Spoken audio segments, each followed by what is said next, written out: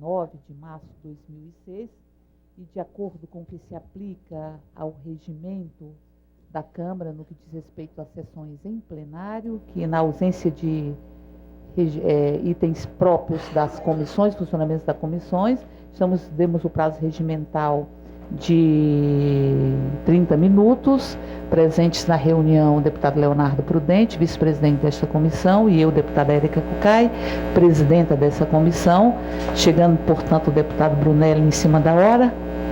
Graças a Deus. Com a presença do deputado Brunelli, consideramos que há quórum para o início da reunião e vamos então proceder à avaliação da pauta estabelecida. A questão de ordem, deputada. Pois não, deputado? Eu gostaria de fazer... Cadê a pauta? Um apelo a Vossa Excelência para que nós imediatamente entrássemos no item de número 2, que é o primeiro projeto, e depois os itens de número 3, 4, 5, 6, 7, 8 e 9, que são requerimentos, que nós pudéssemos apreciá-los em bloco, votá-los em bloco, e em seguida eu gostaria de pedir a permissão da nobre presidente para me retirar, porque nós estamos neste momento está iniciando a solenidade de inauguração da unidade de ortopedia no Hospital Regional do Paranoá. Foi um pleito nosso aqui da Câmara Legislativa, do nosso gabinete, e hoje isso se consolida, aquela unidade como referência no Distrito Federal e no Centro-Oeste na questão da ortopedia. Portanto, é um momento assim, de grande relevância, e eu gostaria então que Vossa Excelência pudesse, e ao mesmo tempo vejo que alguns processos disciplinares já estão aqui também pautados, os itens de número 10, 11, 12 e 13, que nós pudéssemos receber cópia destes processos para que pudéssemos fazer uma avaliação prévia para, em seguida, que ele fosse colocado em sorteio. Deputado Leonardo Prudente, em verdade, Vossa Excelência está propondo apenas que nós possamos unificar e votar em bloco os itens que dizem respeito a requerimentos para a realização de audiência pública. Então, portanto, nós estamos acatando a questão de ordem, vamos, portanto, para o primeiro item, que é a leitura da ata da 6ª reunião extraordinária. Proporia que, como a ata já é de conhecimento de todos, que nós poderíamos considerar... Eu pedi então a dispensa da leitura e considerá-la, porque a ata chegou. Agora, eu quero seguir também o raciocínio do deputado Leonardo Prudente, solicitando também a cópia, que eu não tenho condição nenhuma de analisar o item 10, 11, 12 e 13. Eu gostaria dessas cópias, se fosse providenciado, e mandar para o nosso gabinete para a gente ter uma análise sobre essa questão. Deputado Brunelli, eu estava exatamente encaminhando nesse sentido. Se os parlamentares estiverem de acordo, o item 1 nós consideramos lida e aprovada a ata da 6ª reunião extraordinária, e vamos proceder então à leitura do item 2, que diz respeito à discussão e votação do parecer ao PL número 2064/2005, que dispõe sobre a determinação de colocação de piso tátil em torno de equipamentos públicos permanentes instalados em calçadas, calçadões, parques e passeios públicos. É de autoria do deputado Peniel Pacheco, tem como relator o deputado Agrício Braga, que justificou a sua ausência por estar em viagem, e eu nomeio como relator ad hoc, deputado Brunelli, já com autorização de ir diretamente ao voto, se assim o desejar. Ok. Presidente, nobre deputado Leonardo, o parecer já está consolidado, é uma questão meritória. Então, reconhecendo, pois, a relevância social da matéria, e comento a razão pela qual posicionamos pela aprovação no mérito do projeto 2064/2005, no âmbito dessa comissão, e eu também acompanho o voto manifestando também pela aprovação. Em discussão, portanto, o relatório do deputado Agrício Braga, não havendo quem queira discutir, em votação, como voto do deputado Leonardo Prudente. Pela aprovação. Deputado Brunelli. Eu sigo também o parecer. Eu também voto pela aprovação. O projeto foi aprovado no âmbito desta comissão por 3 votos favoráveis, contamos com 2 ausências. Vamos, portanto, à votação em bloco, segundo questão de ordem acatada, proferida pelo deputado Leonardo Prudente, dos demais itens. Eu passaria a presidência para o deputado Leonardo Prudente, porque tratam-se de requerimentos de minha autoria. Item de número 3, conforme deliberado, nós estaremos colocando o item de número 3, que é a discussão e votação do requerimento número 1/2006, que requer a realização de audiência pública para discutir o direito ao voto dos presos provisórios do Distrito Federal. O item de número 4, requerimento 02/2006, que requer a realização de audiência pública para discutir os critérios de seleção do ProUni. Item de número 5, discussão e votação do requerimento número 3/2006, que requer a realização de audiência pública para discutir as condições de funcionamento do SOS Criança. Item de número 6, discussão e votação do requerimento número 4/06, que requer a realização de audiência pública para discutir o projeto de lei de autoria do Poder Executivo, que propõe a criação do PRODEF Social. O item de número 7, discussão e votação do requerimento número 5/2006, que requer a realização de audiência pública para discutir a erradicação do trabalho infantil no Distrito Federal. O item de número 8, discussão e votação do requerimento número 6/06, que requer a realização de audiência pública para discutir as condições de trabalho dos catadores de materiais recicláveis do lixão da estrutural. E o item de número 9, discussão e votação do requerimento número 7/2006, que requer a realização de audiência pública para discutir a questão da violência contra a mulher no Distrito Federal. Coloco em discussão os itens aqui abordados.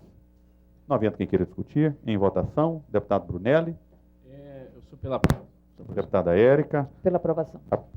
No exercício da presidência, eu voto também pela aprovação.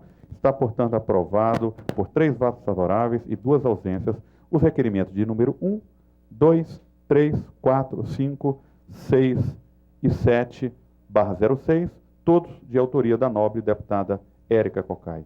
Conforme já deliberado, deputada, eu peço, então, licença dessa comissão para poder me dirigir, então, àquela solenidade lá da criação da unidade de ortopedia. Gostaria apenas de solicitar a Vossa Excelência que pudesse permanecer mais um minuto, porque, como tema esta pauta, estamos também sugerindo a realização de uma outra audiência pública que diz respeito à decisão a recomendações da Organização dos Estados Americanos, da OEA, no que diz respeito ao Centro de Atendimento Juvenil Especializado, CAGE.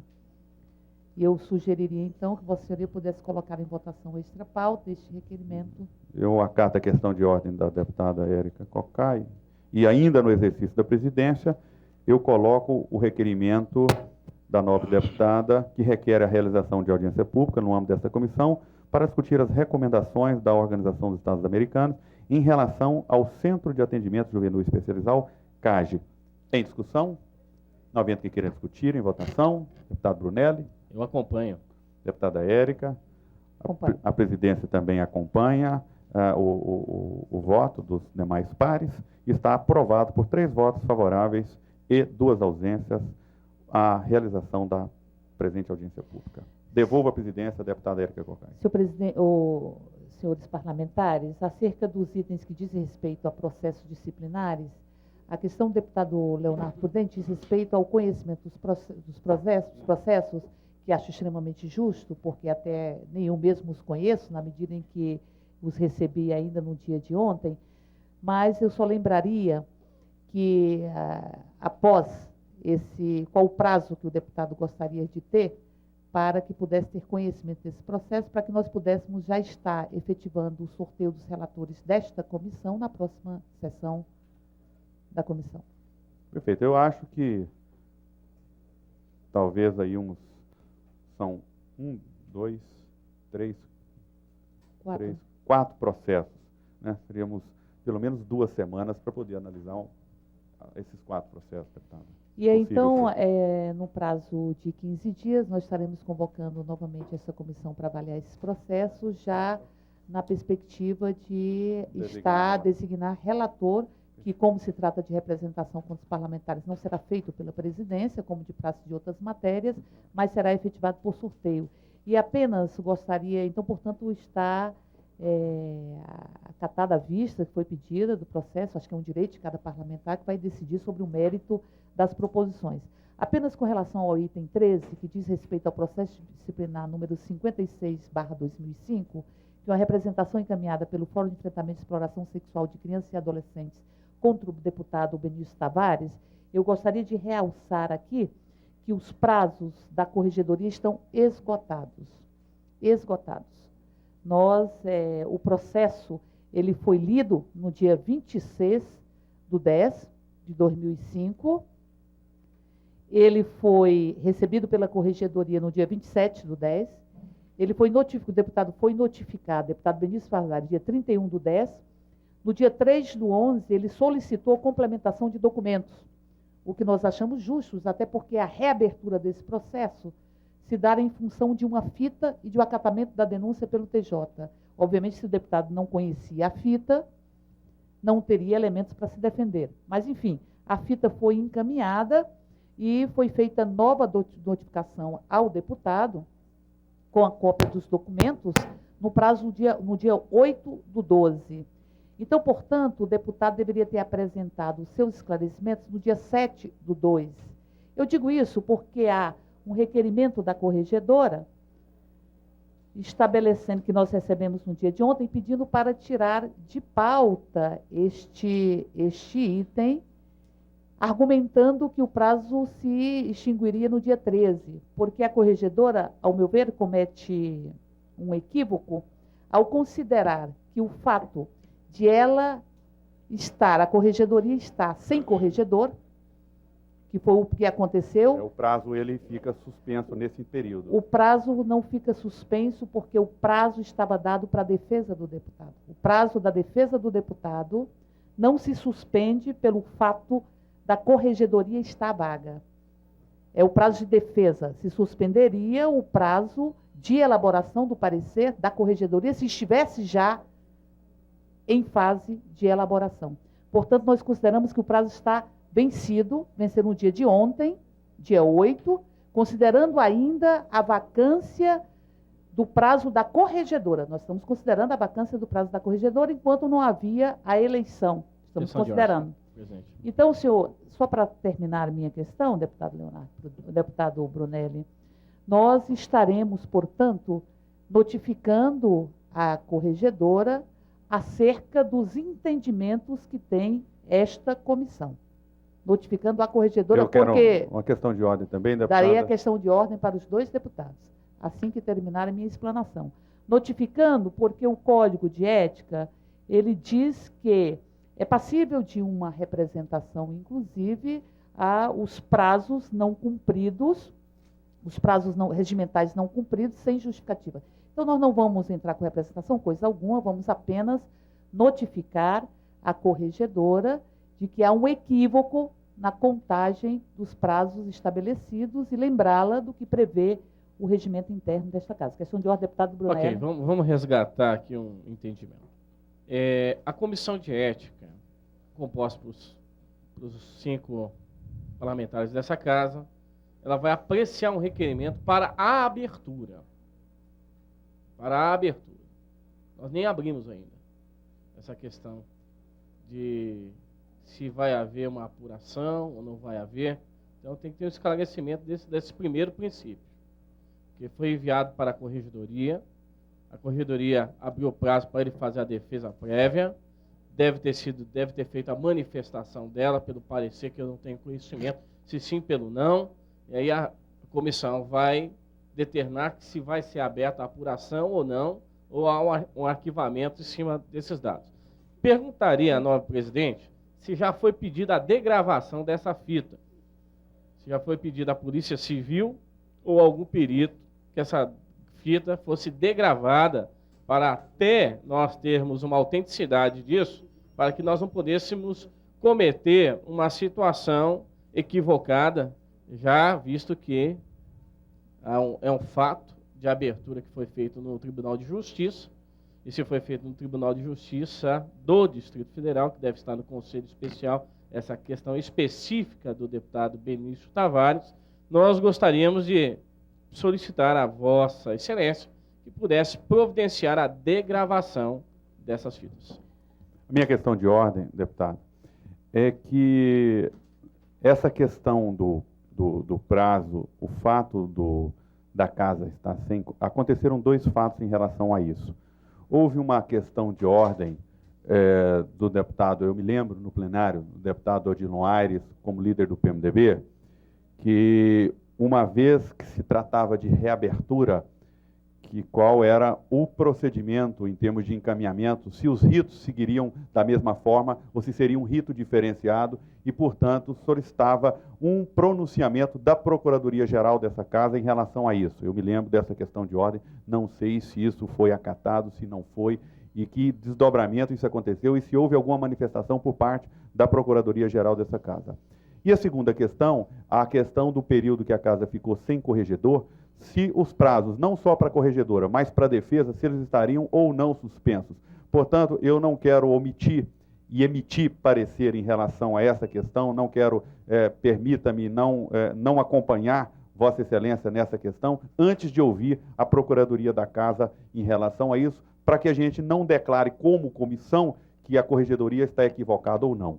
Eu não quero aqui manifestar voto.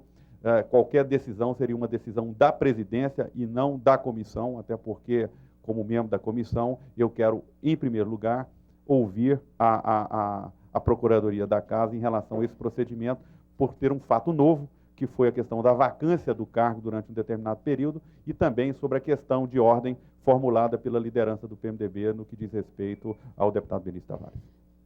Eu gostaria apenas de esclarecer que a presidência dessa casa dessa comissão, fará a notificação à corregedora segundo o que prevê o regimento.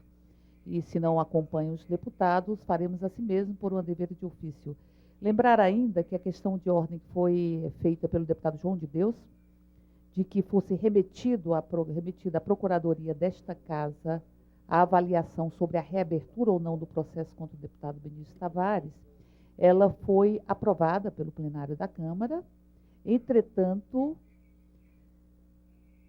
a matéria, como foi deliberada, não impõe a suspensão dos trâmites do processo que estava em desenvolvimento. Eu lembro absolutamente claro, nós podemos pedir, inclusive, as notas taquigráficas para repassar para os deputados, que foi encaminhado uma solicitação de parecer à Procuradoria, ressalvado que isso não significaria, até porque não poderia, do ponto de vista regimental, a suspensão dos prazos estabelecidos no que diz respeito a uma representação.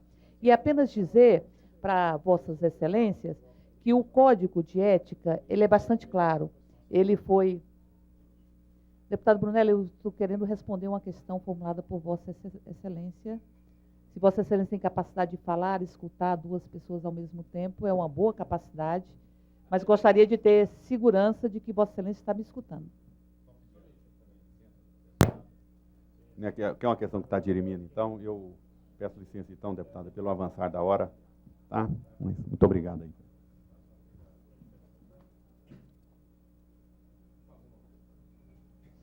Apenas para esclarecer o que diz respeito a Vossa Excelência, nós já não temos mais quórum para a deliberação, dizer que o Código de Ética, ele é muito claro quando diz que no seu capítulo 6º do processo disciplinar, artigo 16, a representação contra o deputado distrital, que não poderá ser anônima, será dirigida à mesa diretora e encaminhada à corregedoria para parecer prévio e após para a Comissão de Defesa dos Direitos Humanos, Cidadania, Ética e Decoro Parlamentar, observado o disposto no artigo 17 deste Código, nos artigos 18, 39, 50 e 67 do Regimento Interno. E aí diz o parágrafo único: o descumprimento dos prazos concedidos à Comissão de Defesa dos Direitos Humanos, Cidadania, Ética e Decoro Parlamentar configura a infração prevista no artigo 6º do capítulo 7º do Código de Ética e Decoro Parlamentar. E aí, como se remete o artigo 16, que diz o trâmite de uma representação, ao artigo 17, nós, lendo o artigo 17, nós vamos perceber que ele diz: recebida a representação, a Comissão de Ética e Decoro Parlamentar observará os seguintes procedimentos: indicará mediante sorteio o relator, oferecerá cópia da representação ao deputado e outros prazos mais assim que estão estabelecidos, de diligências e tudo mais. Isso significa, no nosso entendimento, que esta comissão terá que se posicionar sobre o processo. O processo já está aberto. A investigação já está aberta na medida em que foi feita uma representação. Ela já está aberta. Cabe a esta comissão a avaliação no mérito da investigação. E é esta comissão que tem um poder de arquivamento, obviamente, que pode sofrer recursos em plenário, mas que tem um poder de arquivamento.